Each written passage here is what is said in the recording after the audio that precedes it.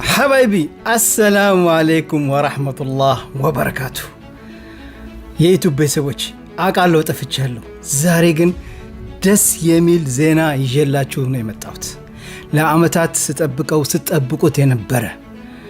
ዛሬ ያመጡ ምርጥ ቮይስ ነው የሰማሁት እውነት በጉጉት ስጠብቀው የነበረ ሜሴጅ ነው እንስማው እናንተም በጉጉት የጠበቃችሁት ስለሆነ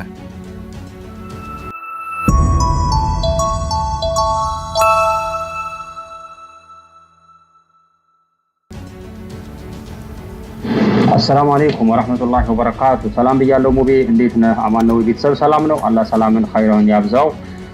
حقيقة اهت ليلان بمي ملكت بزو بزينو بريكارد بمدول بصوف يتيكن يالله تعالى وندماتنا ከጀርባህ ብዙ ሰዎች እንደሚጠይቁ ያው የታወቀ ነገር ነው ሚዲያ ላይ እንደመስራት መተን ማለት ነው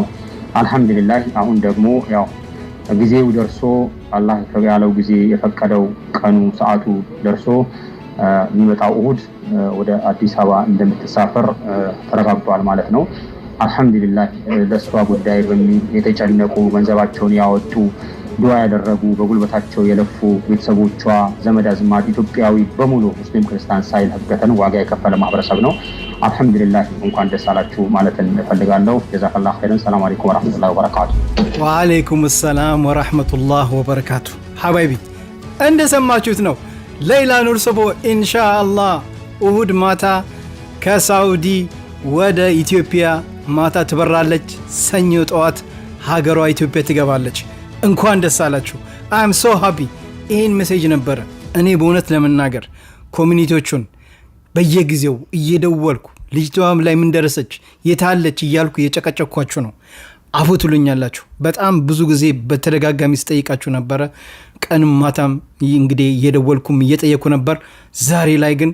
በጉጉት ሰብር ትፈታለች ሲሉኝ ነበር ዛሬ እንግዲህ እሁድ ማታ ወደ ሀገሯ እንደምትበር ነው የነገሩኝ እንኳን ደስ አላችሁ እዚህ እንኳን ደስ አላችሁ I'm so happy